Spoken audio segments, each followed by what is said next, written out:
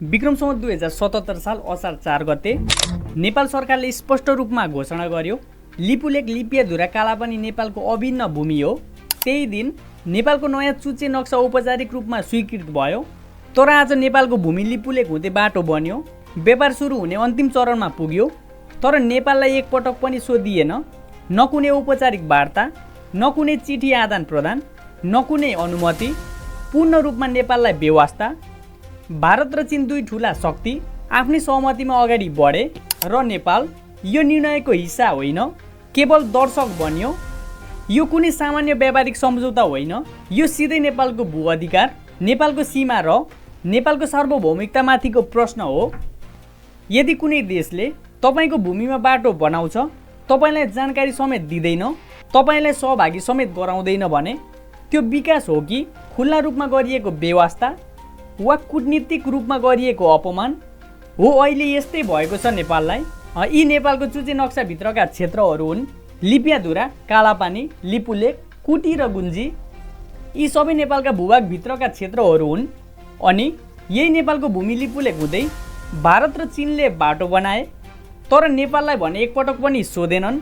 नेपालकै यी क्षेत्रहरूमा आज भने भारतीय झन्डा फरफराइरहेको छ, भारतीय सेना राखिएको छ। तर यी भूमिहरूमा नेपाली सेना हुनुपर्ने, नेपालको झन्डा फरफराउनु पर्ने। नेपालको भूमिमा भारतीय झन्डा फरफराउने दिन कसरी आयो त? यो क्षेत्रको इतिहास के हो? के इतिहासदेखि नै यो क्षेत्र भारतकै हो कि नेपालको?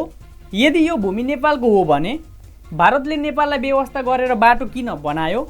अनि यदि नेपालकै हो भने नेपाल किन हाम्रै हो भनेर ठोकुवा गर्न सक्दैन?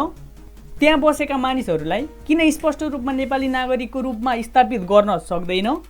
किन त्यहाँबाट भारतीय सेना हटाउन सक्दैन? अझ गम्भीर कुरा त के छ भने त्यो भूमिमा भने अहिले हामी जान सक्दैनौँ। जानै पर्ने भयो भने भारततर्फबाट पास लिनुपर्ने हुन्छ। आफ्नै भूमिमा पुग्न अर्को देशको अनुमति चाहिने अवस्था छ। नेपालबाट भने सिधा जाने बाटो छैन। तर नक्सामा भने यो हाम्रो भूमि हो भनेर स्पष्ट रूपमा देखाइएको छ। अब प्रश्न फेरि त्यही आउँछ, नक्सामा हाम्रो तर पहुँच अरूको, नियन्त्रण अरूको। यस्तो अवस्थालाई के भन्ने? कागजमा मात्रै हाम्रो, व्यवहारमा अरूको। यस्तो कसरी भयो त? आउनुहोस् पुरै चुच्चे नक्सालाई बुझ्ने कोसिस गरौँ। दिस इज पिडी स्टोरीमा।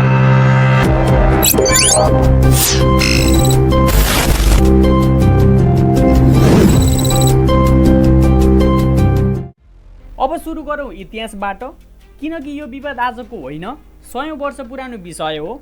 सन् 1816 नेपाल र बेलायत बीच भएको सुगौली सन्धि। यो सन्धिले नेपालको सिमाना निर्धारण गर्यो र त्यहीबाट नेपालले ठुलो भूभाग गुमायो। पश्चिममा काली नदी पारीका भूभाग र पूर्वमा मेची पारीका क्षेत्रहरू सबै नेपालले गुमाउँछ र अब नेपालको भूभाग भने कालीदेखि मेचीमा सीमित हुन्छ। इतिहासले यसलाई ग्रेटर नेपालको सिमाना खुम्चिएको छेडका रूपमा हेर्छ। अब सन्धिको सबैभन्दा महत्त्वपूर्ण बुँदा काली नदीलाई नेपालको पश्चिमी सिमाना मानियो। तर त्यहीबाट भने सुरु हुन्छ सबैभन्दा ठुलो विवाद। मुख्य प्रश्न, काली नदीको वास्तविक मुहान कहाँ छ? नेपालको दाबी के छ?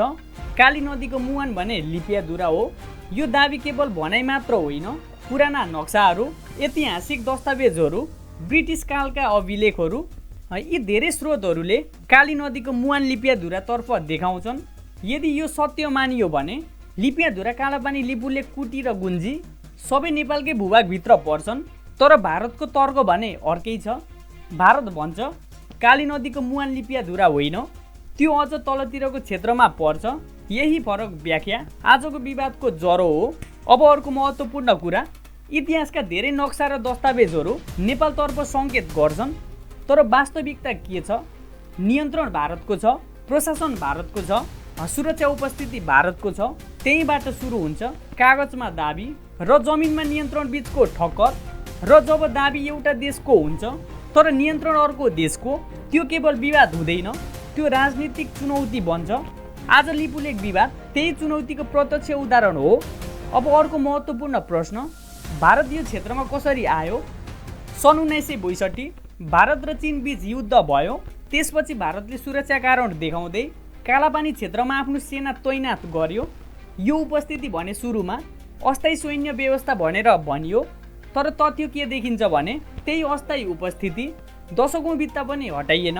उल्टै त्यही क्षेत्रमा संरचना उपस्थित र नियन्त्रण कायम रह्यो। अन्तर्राष्ट्रिय अभ्यास अनुसार यस्तो अस्थायी सैन्य उपस्थिति विवादित क्षेत्रमा दुवै पक्षको सहमतिमा मात्र रहनुपर्ने हुन्छ। तर यहाँ नेपालसँग स्पष्ट सहमति भएको देखिँदैन। नेपालले पटक पटक औपचारिक विरोध गर्यो, कूटनीतिक नोट पठायो, वार्ताको आग्रह गर्यो, तर ठोस समाधान भने निस्किएन। अर्थात् अस्थायी भनेर सुरु भएको उपस्थिति व्यवहारमा भने अस्थायी नियन्त्रणमा बदलियो र यहीँबाट सुरु हुन्छ जमिनमा उपस्थिति र कागजमा दाबी बीचको गम्भीर अन्तर। आज भने प्रश्न फेरि त्यही हो, सुरक्षा कारण देखाएर सुरु भएको उपस्थिति किन दशकौँसम्म हटाइएन र त्यो उपस्थिति हट्न नसक्नु नै यो विवादको सबैभन्दा ठुलो जटिल पक्ष हो। अब भने फर्कौँ वर्तमान अवस्थातर्फ।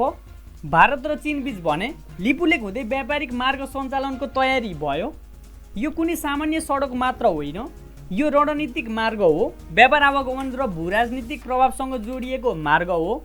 अब यहाँ सबैभन्दा गम्भीर प्रश्न उठ्छ, यदि यो मार्ग नेपालभित्र पर्ने भूभागबाट जान्छ भने नेपाल किन बाहिर?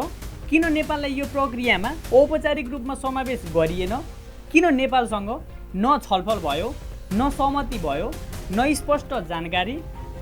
अब यसले के सङ्केत गर्छ भने दुई देश बीचको सहमतिले तेस्रो देशको भूभाग प्रयोग भएको अवस्था, व्यापार बढ्नेछ, कारोबार बढ्नेछ, आवागमन बढ्नेछ।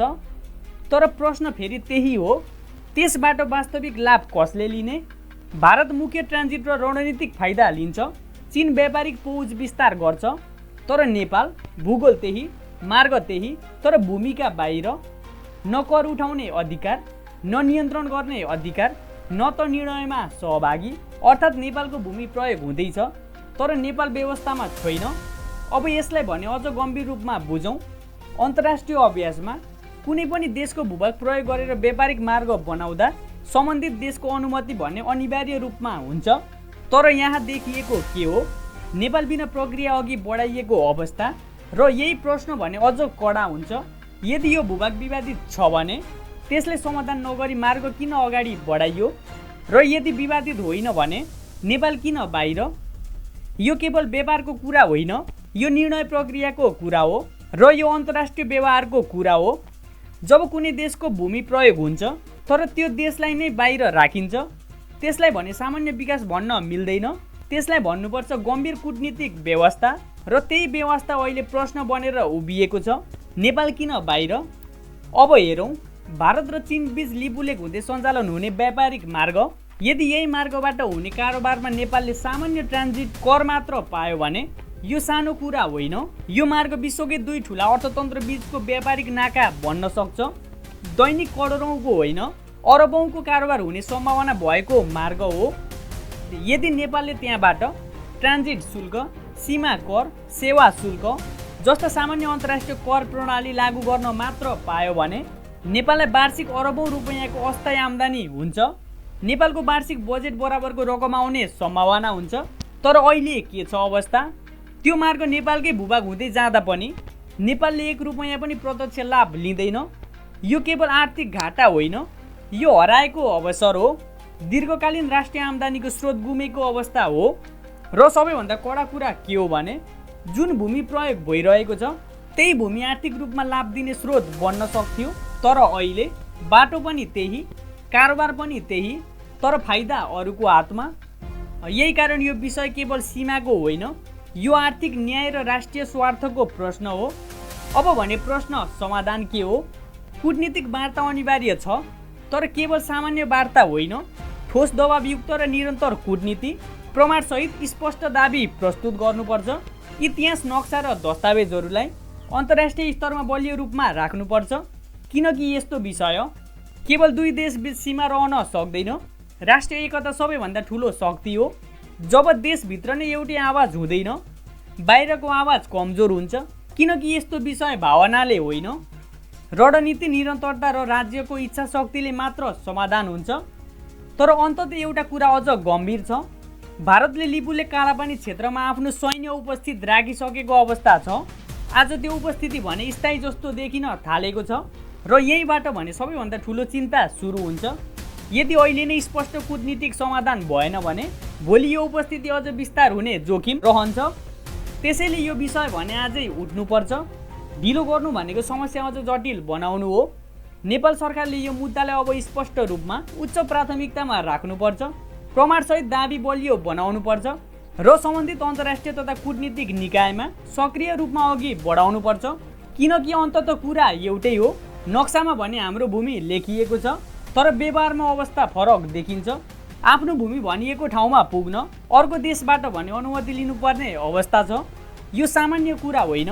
त्यसैले नयाँ सरकारले यो विषयलाई गम्भीर रूपमा पुनः मूल्याङ्कन गर्नुपर्छ, स्पष्ट रणनीति भने बनाउनुपर्छ र दीर्घकालीन समाधानतर्फ लैजानुपर्छ। नत्र भने नक्सामा मात्र हाम्रो भूमि रहनेछ, व्यवहारमा होइन।